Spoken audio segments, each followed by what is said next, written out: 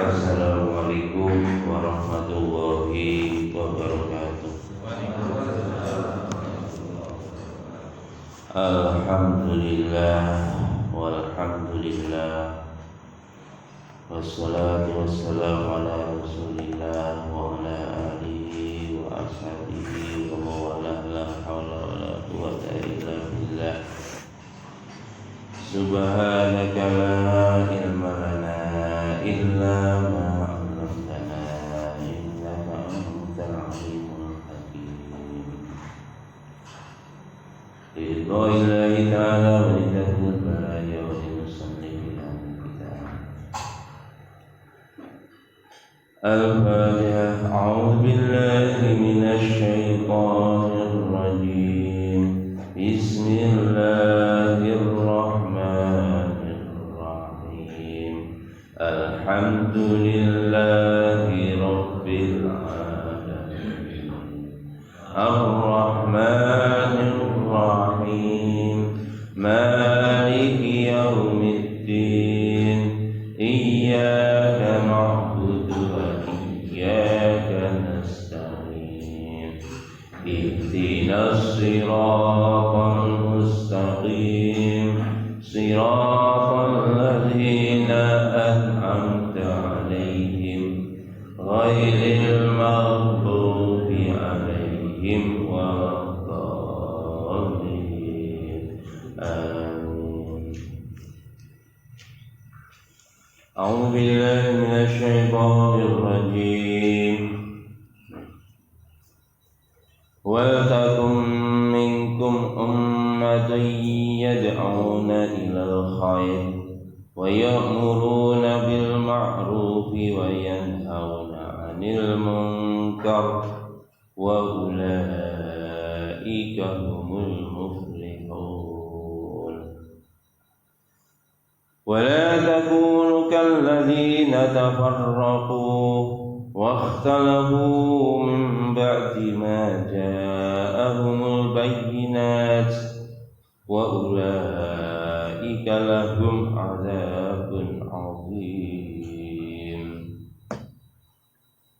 Dan seterusnya ini sampai ayat 109. Ini satu rangkaian. Ini baru saya baca 2 ayat. Ini coba kita, nanti kalau waktunya nuruti ya kita sampai 109. Pembahasannya pendek-pendek, tapi ada beberapa yang perlu penjelasan. Wa takum minkum ummatun yad'una ila khair.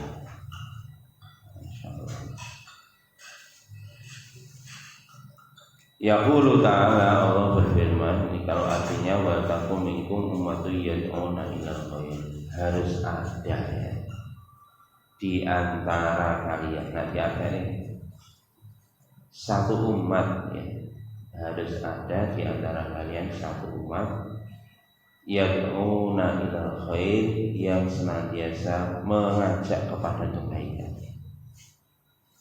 Wa ya'muruna bil ma'ruf, dan juga memerintahkan kepada kebaikan. Ada al-khair, ada al-ma'ruf. Wa yanhauna 'anil munkar, dan mencegah dari kemungkaran. Dan mereka itulah orang-orang yang sukses. Niki wa takum ummatun, niki muntasibun liqiyami bi amrillahi bidda'wah ila khair.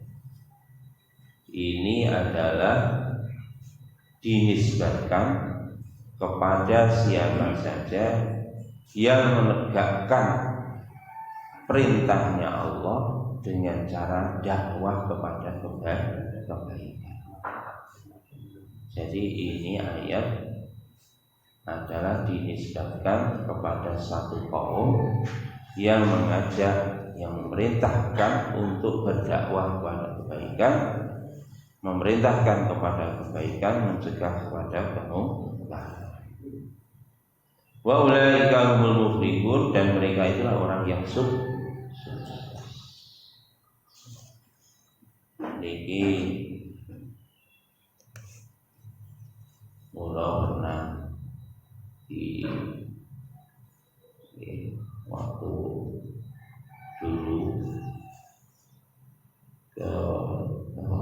ning ke pondok.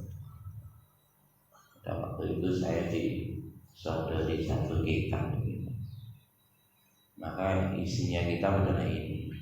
Jadi teman kakak saya waktu di pondok dia menyampaikan ini menunjukkan bahwa dakwah itu fardu kifayah, harus ada di antara kalian. Si wajib dakwah gak kabeh. Itu kalau mau jadi. Adalah pas niku kula nggih nembe diadai kitab.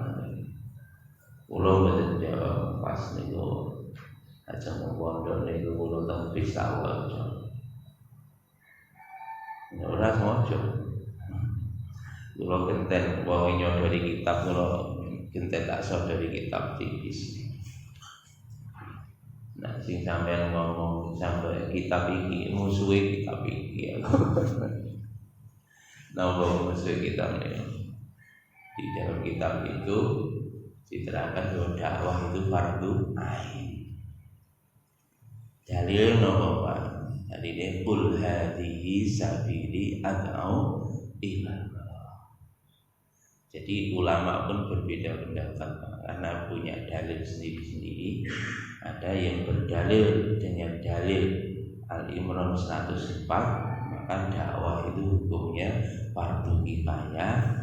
Tetapi kalau di dalam ayat yang lain qul hadhihi sabili ad'u ila Allah, surat Yusuf, akhir surat Yusuf ayatnya saya lupa, di situ bahwa katakanlah wahai Muhammad kepada umatmu, qul hadhihi sabili ad'u ila Allah, katakan kepada umatmu inilah jalan hidupku.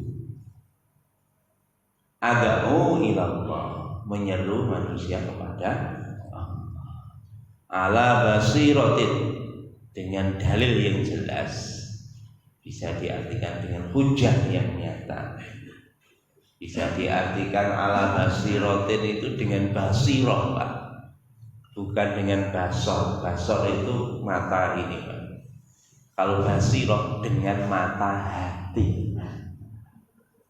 Jadi kalau berdakwah itu bukan dengan mata zahir, tapi dengan mata hati. Saniki rata-rata Pak, wong dakwah itu tidak pakai mata hati. Makanya karena nggak pakai mata hati, kadang-kadang sering menilai sesuatu bukan dari mata hati, seringnya mata zahir. Nah itu Pak. Ini bahaya karena mata zahir kita itu sering menipu. Yang kita lihat ini sering awake dhewe kebojo. Gitu sing kita tidak. Nah, jenengan tingali niku langit karo bumi ning nggone pantai niku lho. Laut karo langit niku gathuk. Sampeyan parani rono enggak pernah gathuk. Di mata kita ini nipu. Sampai lihat gunung, ini sampai deket jari di depan mata sampai. Tingginya gunung sama tingginya jari saya tidur jari sampai. Makanya kalau orang sering menilai orang lain, menilai kejadian, menilai apa saja hanya dengan mata zahir, pasti salah penilaian. Karena masih banyak ya informasi-informasi yang hidden, yang tersembunyi, yang tidak pernah kita ungkapkan. Ya. Menilai mata lo, nek nom-nom yang biasanya acara nggak didelok lebih lah. Bisa seneng-senengan dunia milik dua lian ngontrak bareng rapi Pak lah masalah tidak Kenapa? Karena melihatnya dengan mata loh. Waktu pacaran setan ngiwangi, Pak. Setan itu ngiwangi, setan duduk di pipinya kekasihnya. Kekasihku ini pipinya merah delima. Setan duduk di bibirnya. Bibirnya seperti sembuh lah Bapak Ibu.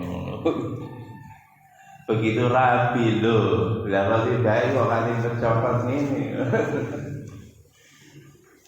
Niku makane aja kaget.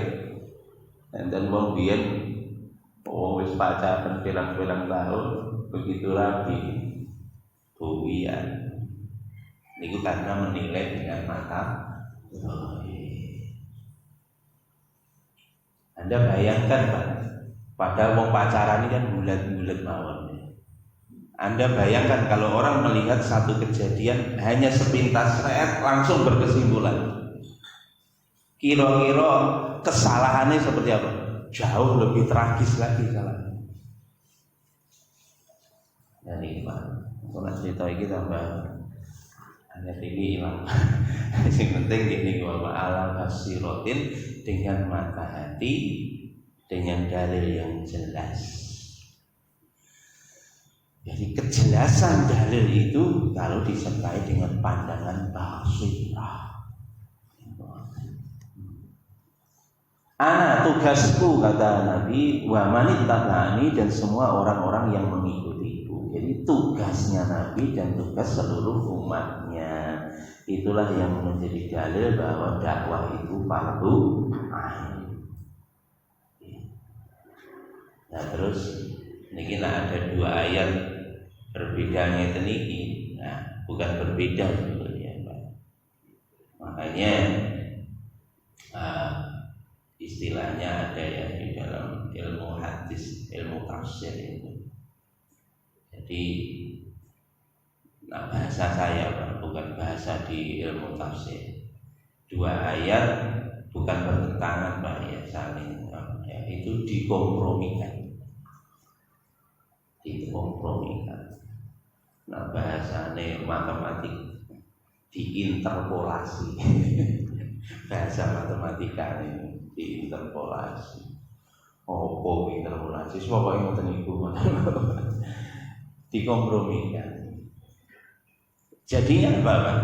Wa takum minkum ummatu yad'una ilal khair. Jadi dakwah itu fardu ain. Lah terus niki penjelasannya, komprominya ini ada di dalam ini Pak, di dalam Ibnu Katsir. Kompromi dari dua ayat tadi. Qala ad-Dhahhak berkata, hum khasatus sahabah.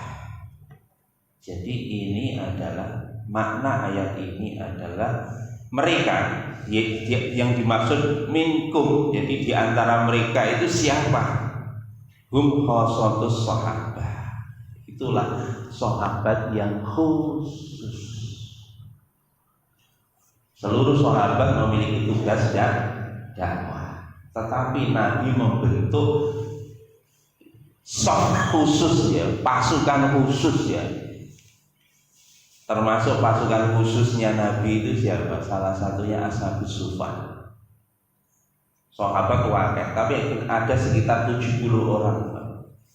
Itu istilahnya misionarisnya Nabi yang berada di ring satu.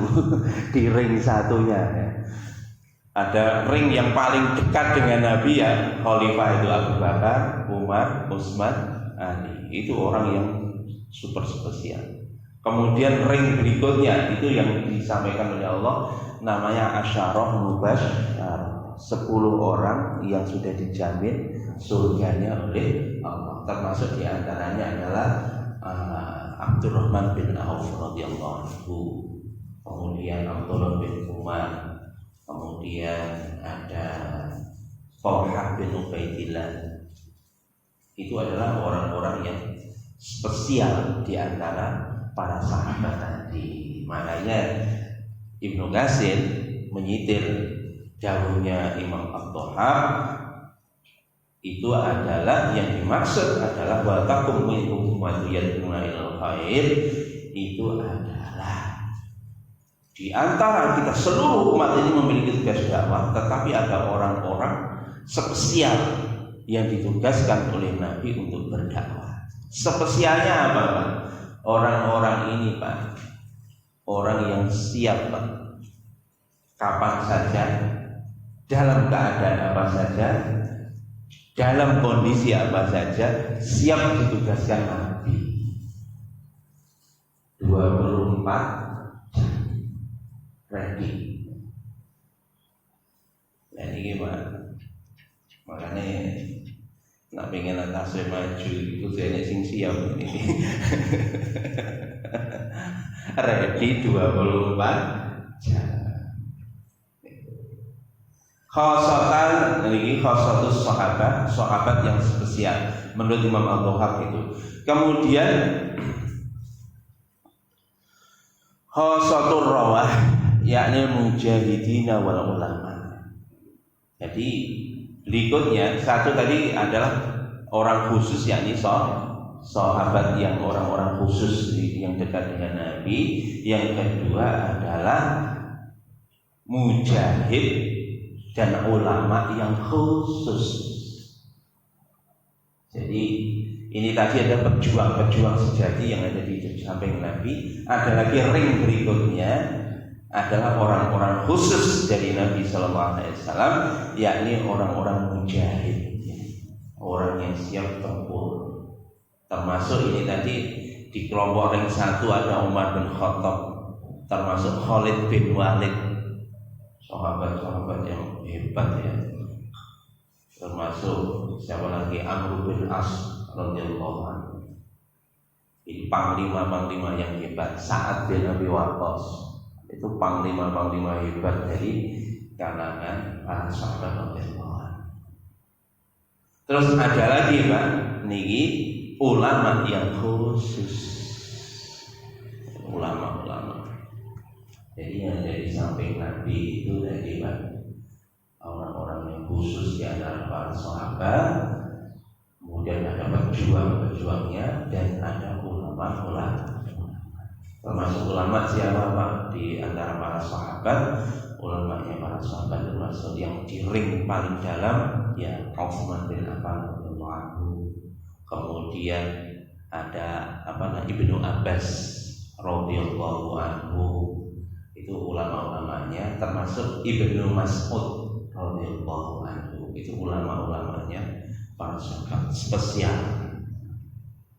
Makanya yang gini kita ada lagi sindikader sama ini sing siap 24 jam. Sindikader jadi ulama. Kabeh kok Pak Guna.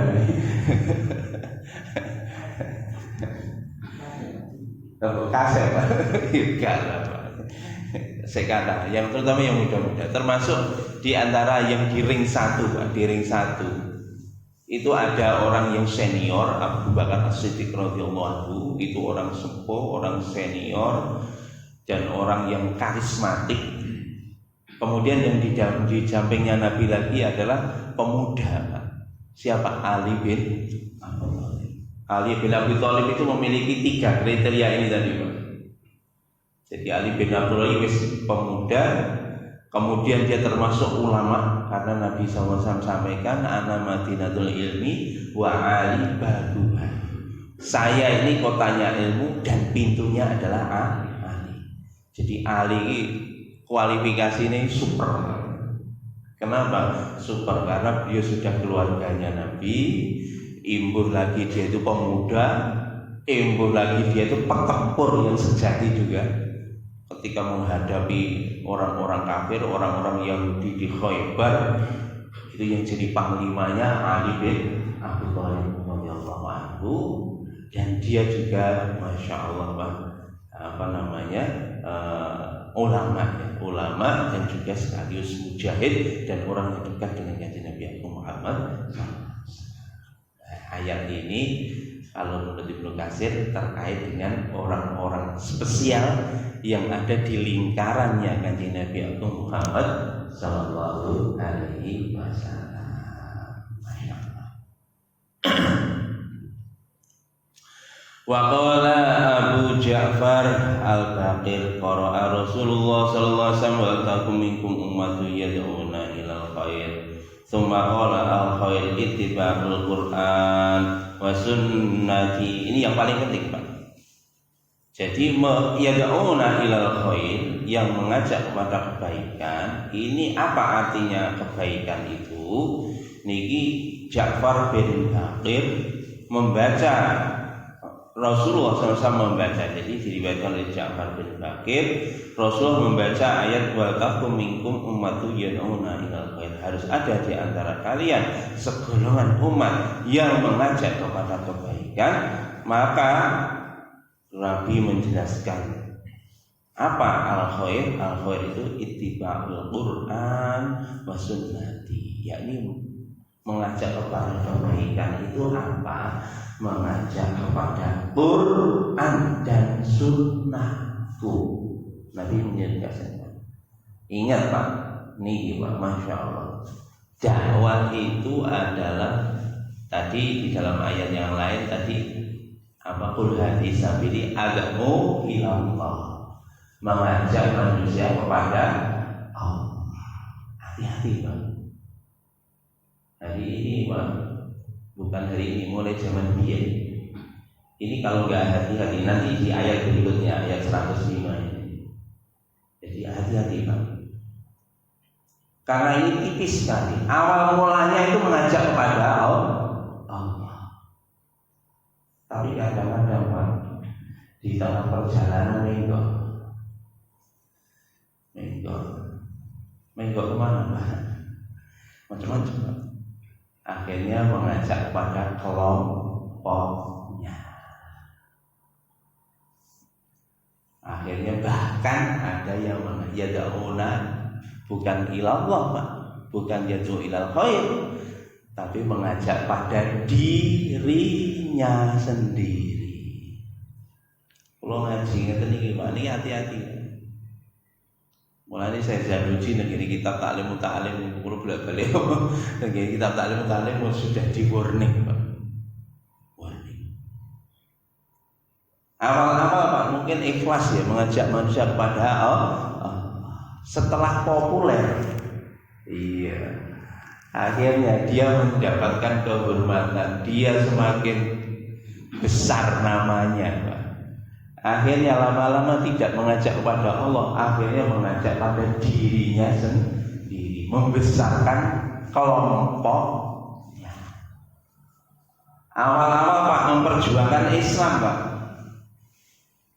lama-lama ternyata Pak bergeser gak sadar, akhirnya memperjuangkan kelompoknya. Nah ini hati-hati Pak. Makanya yad'una ilal khair itu mengajak pada Quran dan Sunnah. Sapa baik Pak. Jangan sampai nanti tergelincir salah tujuan. Nah ini kita taklim mesti pelik Pak. Niat orang mencari ilmu. Nomor 1 niatnya adalah mencari ridho Allah. Fokusnya kepada Allah. Termasuk niate mulang ilmu, yo niate krana Allah. Bahkan jangan sedikit pun ada niatan mencari dunia. Jangan sedikit pun mencari nanti taklim itu. Jangan mencari kemasyhuran. Niki Pak. Nah saya tidak mandau nih wong sing paling apik al-atqiya wal akhfiya. Orang yang paling bertakwa dan paling tersembunyi. Pun Pak, niki nanti di ayat 105 Pak. Yona.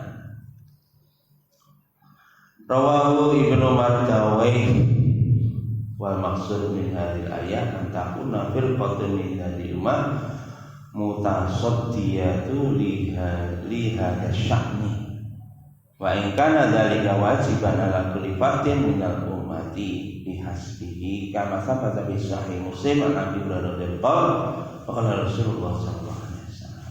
Ini tadi penjelasan terkait dengan ayat wa takum minkum ummatun yad'una ilal khair ini sama. Jadi menurut Imam Nawawi Ibnu Mardawai meriwayatkan maksud ayat ini harus ada satu kelompok dari umat ini yang sangat-sangat bersungguh-sungguh di dalam tugas dakwah.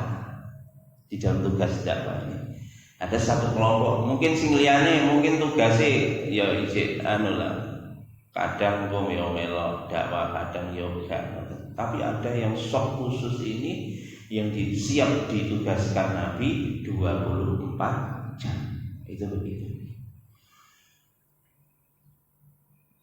Wa in kana dzalika wajiban ala kulli fardin minal ummah. Nah, Ibnu Mardawai menyampaikan, orang umat ini ada yang khusus siap 24 jam, tetapi juga seluruh umat ini memiliki kewajiban dakwah. Imam Mardawai menegaskan seperti itu. Jadi wa in kana dzalika wajiban, wajib setiap individu ala kulli fardin minal ummah, dari setiap individu umat ini untuk berdakwah. Ini Ibnu Mardawai bihasbihi, sesuai dengan kemampuannya masing-masing. Nah, wong sing khusus itu mau Pak siap 24 jam. Tapi kalau orang-orang yang bohong itu ada sesuai kemampuannya masing-masing. Ini pun benar. Dalilnya apa? Nah, Ibnu Mardawai menyitir dalilnya kama sabata fi sahih Muslim an Abi Hurairah, seperti yang disampaikan dalam hadis Muslim dari Abu Hurairah radhiyallahu anhu berkata, qala Rasulullah sallallahu alaihi wasallam, dalilnya apa? Man ra'a minkum munkaran falyughayyirhu bi yadihi. Fa illam yastati fa bi lisanihi wa illam yastati fa bi qalbihi wa dzalika afdalul iman. Niki dawuhe nak menurut Imam Abu Mardawai niki dalil bahwa setiap individu itu wajib berdakwah sesuai kemampuannya masing-masing. Dalilnya adalah Nabi bersabda di dalam hadis Bukhari, hadis Muslim dari Abu Hurairah. Dalilnya man ra'a minkum munkaran falyughayyirhu biyadihi. Barang siapa yang melihat kemungkaran, rubahlah. Falyughayyirhu biyadihi. Ini teks hadisnya gitu, Pak. Rubahlah dengan tangan kamu. Ya, orang buyarno, tapi dirubah. Wong kulino adudara. Perintahnya gak buyarno, adudara, tapi perintahnya rubahan. Sing kulinane adudara piye ben dadi seneng nang masjid. Nah, mbok buyarno wae kok buyar nek kaki dan gawe kalangan ning kloso. Ngoten to. Kloso diurak niku gawe anu nek kalangan meneh ngene Tambak Sari. Ngoten, Pak. Ndoli dibuyarno. Wah iki pindah ning apartemen jadi Pak. Wah. Lah ini soalnya nopo boten dirubah. Saiki Pak wis ndoli buyar. Aduh, sekarang apa? Kita kali juta. Wah ini. Ojo ngene kok jadi informasi iki jenenge dakwah lho Pak. Dakwah kepada kebatilan itu. Terus gede sampean pokoke sampean tujuane alamate ngendi carane piye wis sampean oleh dosa ngalir. Ora nek jok diomongi ngomong. Kemudian zaman zaman kita ampun Bismillah. Jadi gini, rubahlah. Makanya wong niku dirubah, Pak. Sing kulino senengane mendem. ya Allah ganti seneng nang masjid. Dan itu dirubah. Jadi tugasnya rubahlah dengan tangan kamu. Macam-macam ini tafsirnya. Tadi termasuk naik nama itu Ustaz Abdul Somad mentafsirkan ini hal yubayyiru jadi ini penguasa. Kalau jadi pejabat, itu gampang. Nak pun ganti pejabat nutup doli gak iso. Tetapi nak pun jadi pejabat pun iso nutup doli. Nah ini gula gunakan kekuasaanmu untuk merubah. Tapi ini ojo ditutup tak. Jangan hanya diberi santunan, jangan hanya dididik untuk membuat UMKM tok. Karepe digawekno Pak UMKM. Ya jadi Pak, ya memang ada sebagian ya terus bertobat seperti itu ada. Tapi jangan berhenti di situ, mestinya lanjut pembinaan mental. Soalnya wong niku nak kulino ngoten niku Pak niku mental, naudzubillah ini. Dan niku merubah kaya ngoten niku itu waktunya bukan sehari 2 hari dan tidak bisa instan. Bahkan kadang-kadang Pak sudah berubah setelah 10 tahun, kadang-kadang kumat. Mulane niki Pak nak kebiasaan elek niku hati. Wis api-api gawe jilbab. Mari ngono ora suwe. Coplok maneh.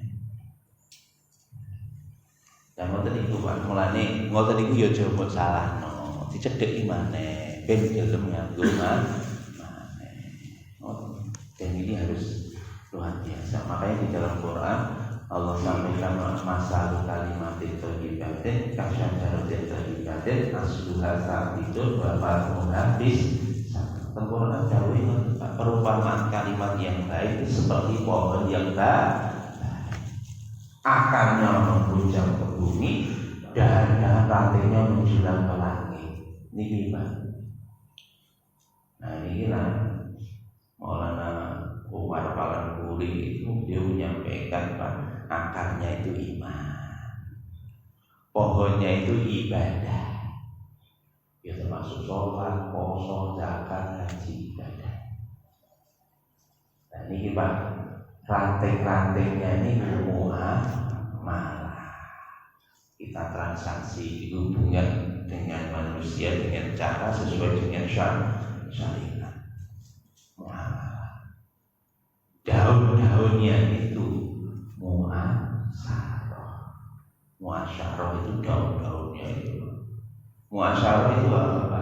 Hubungan sosial kepada ayah, kepada ibu, kepada anak, kepada orang tua kepada anak, hubungan dengan tetangga, hubungan dengan teman kerja di kantor sesuai dengan syariat. Niku jenenge muasyarah.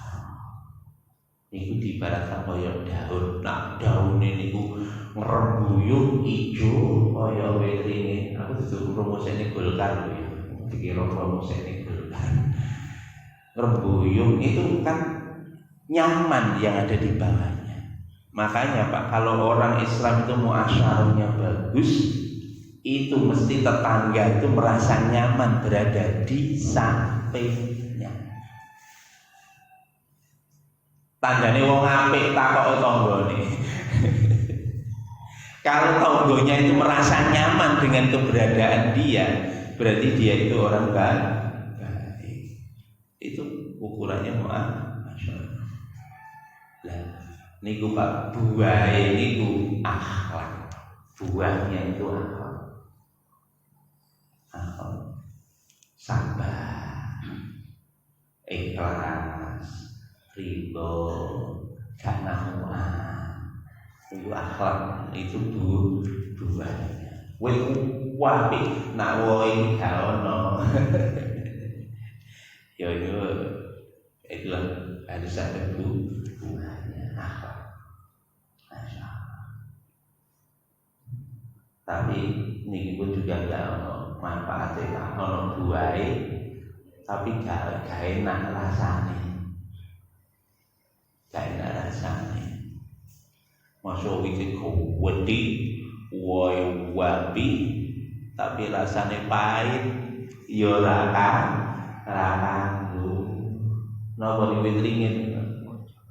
Mojo ya ngono, mojo pahit. Wite nak mojo kan wite gak terlalu gede. Wah, sing gede kaya melon semoko. Tapi itu dibelah. Awake. Aja kecobong ya, Pak. Kecobong teman saya. Makanya saya Umar Palanturi dahulu Pak, jusnya itu apa? Ikhlas. Jusnya itu ikhlas. Makanya amal apa wae sudah ibadahnya bagus, amalannya bagus, muasalahnya bagus, nak gak ono ikhlas, ya padha wae karo wong sing gak kena dipangan wong. Mulanya bagi, dan itu diibaratkan pohon. Makanya ini saya tadi mengatakan dirubahlah. Rubah itu Bapak, Masya Allah, koyok wong nandur pohon. Ngerubah umat ini loh Pak, seperti nanam pohon. Pohon yang saya wit asem, ditandur saiki, ojo njaluk awok sampai kudu telaten. Gitu. Bendino ya butuh siram. Iya kan. Jenengan dia bojo kok rewel di anak kok ya angel ditoto. Ya siramono terus rek. Kira-kira Pak iki upama nggih enten napa niku jenenge isine mangga mana lagi. Sampai dengek nenggone piring, sampai seneni bendino, kira-kira tukul gak? Ya ora tukul. Oh gak ngono meneh, iki upama sampai lulus-lulus bendino Pak. Biji mana lagi itu tadi Pak? Ya ora tukul.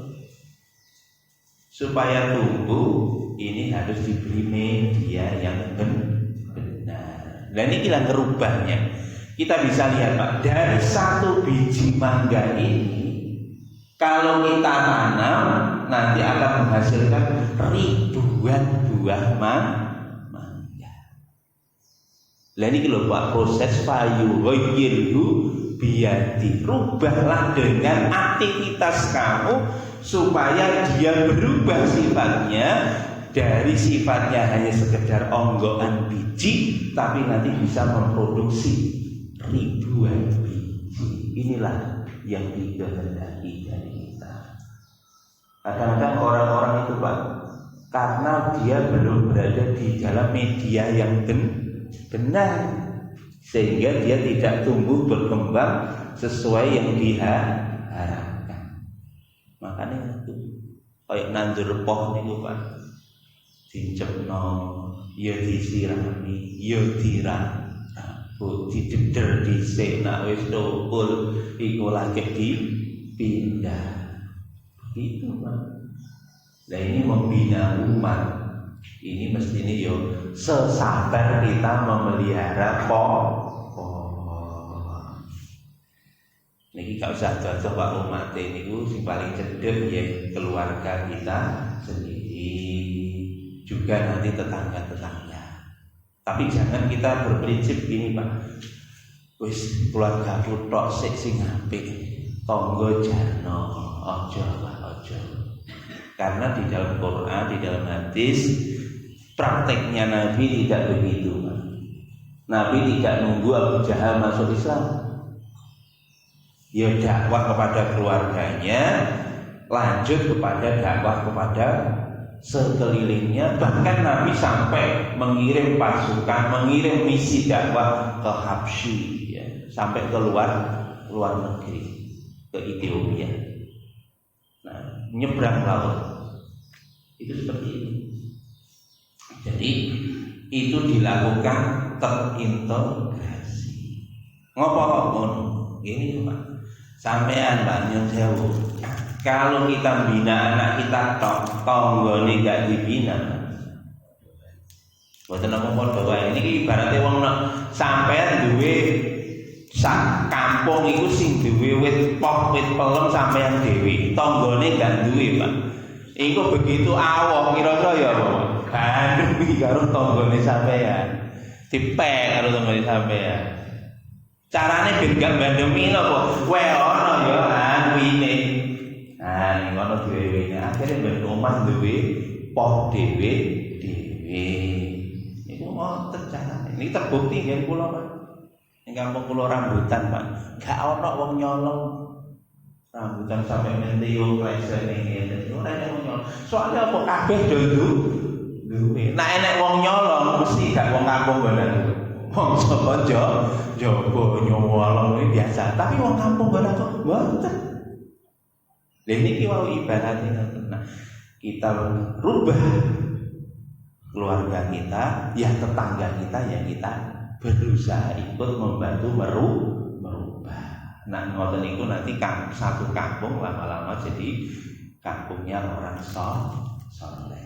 Nah, itu perlu kesabaran, perlu ketelatenan seperti kita sabar telaten ngopeni wit, nggih, menanam pohon. Isin, oh nggih. Nah, isin ya memang gak duwe wit. Pun walaisa bahkan ini Pak, nak gak mampu dengan tangan Pak ilam yasati fabilisani dengan lisannya. Kalau tidak mampu nih Pak, wah niki Pak ilam yasati fabiqalbihi wa dzalika taqliman. Nak gak mampu rubah dengan lidahnya, dengan lisannya, rubahlah dengan hati. Dongakno. Nggih, aja mung gunem tok, Pak. Kurang ajar to kuwi. Sampeyan ngopi. Kurang ajar to kuwi. Turu-turu dibrebeki. Dan lain sebagainya. Aja mung digunem tok. Didongakno. Sapa ngerti, Pak? Meneh-meneh nak wong tuane gak kenek Pak, muga-muga anak putune didadekne arek-arek sing saleh. Dongane supaya oleh petunjuk sama Gusti Allah. Dan itulah yang selemah-lemahnya iman, minimum doa. Bahkan di dalam riwayatnya mulai sadalika minal iman habatul khardal. Ini nak tengene hadis itu Pak. Kalau kita sudah tidak ada kebencian ke dalam hati, ingat Pak, benci bukan pada orangnya ya, benci pada kelakuannya. Benci kelakuannya, terus didoakan supaya diberi petunjuk oleh Allah. Nah itu rubah dengan hati, itu adalah seperti itu, dan itu minimumnya Pak. Kalau kita sudah tidak ada rasa benci dengan kemaksiatan, hati-hati Pak. Berarti iman kita apa meneh kok nyun sewu jek seneng karo berbuat maksiat. Nggih. Makanya kita termasuk donga Pak. Dongane Allahumma habib ilaina iman. Cintakan kepada diriku iman. Wa zayyinhu fi qulubina. Ya Allah hiasilah fi qulubina, di dalam hati kami. Ya wa zayyinhu fi qulubina akan iman. Wa karri ilaina, ya Allah bencikanlah ke dalam hati kita ilaina al-kufra, ya Allah hati saya ya jadikan membenci kepada kekufuran. Wa karri ilaina kufra wal fusuqa, dan perbuatan maksiat. Awake dhewe kok ndelok maksiat jek seneng, niku tandane Pak gak tau ndonga niki. Nak ndonga niki ndelok maksiat niku Pak, mboten seneng. Bahkan belenek. Nggih. Wa karihil kufra wal fusuqa wal isyan, dan semua perbuatan maksiat. Allahumma ja'alna minal rasyidin, ya Allah jadikanlah aku termasuk orang-orang yang mendapatkan petunjuk. Makanya perlu tunggu sidik mulai. Berarti ayat 105 hubungan. Wa qala Imam Al-Hasan Sulaiman Hashim Amba ana Ismail bin Ja'far al-Akhiri an Hudzaifah bin Yaman anna Nabiy sallallahu alaihi wasallam waladzi nafsi yadina ta'muruna bil ma'ruf wa tanhauna 'anil munkar aw la yashkuruna Allah yab'asa 'alaikum iqaban min indihi tsumma la tad'unahu fala yastajibu lakum rawahu Tirmidzi. Niki Pak, hati-hati Pak, nak kita kok mboten gelem dakwah. Niki Pak ancamane dari Hudzaifah al-Yamani radhiyallahu anhu sesuai yang bisa sabda Nabi Kanjeng Nabi bersumpah demi zat yang jiwaku ada di tangannya. Sungguh-sungguhlah kalian di dalam amar ma'ruf nahi munkar. Niki lho Kanjeng Nabi memerintah. Sungguh-sungguhlah kamu dalam amar ma'ruf nahi munkar. Kenapa? Kalau tidak maka Allah akan menimpakan azabnya dari sisi Allah. Jadi kalau kamu tidak melakukan amar ma'ruf nahi munkar, maka Allah akan timpakan azab yang pedih kepada kalian. Ini bahaya Pak. Nah kita mboten gelem dakwah mau resikonya akan datang azab Allah.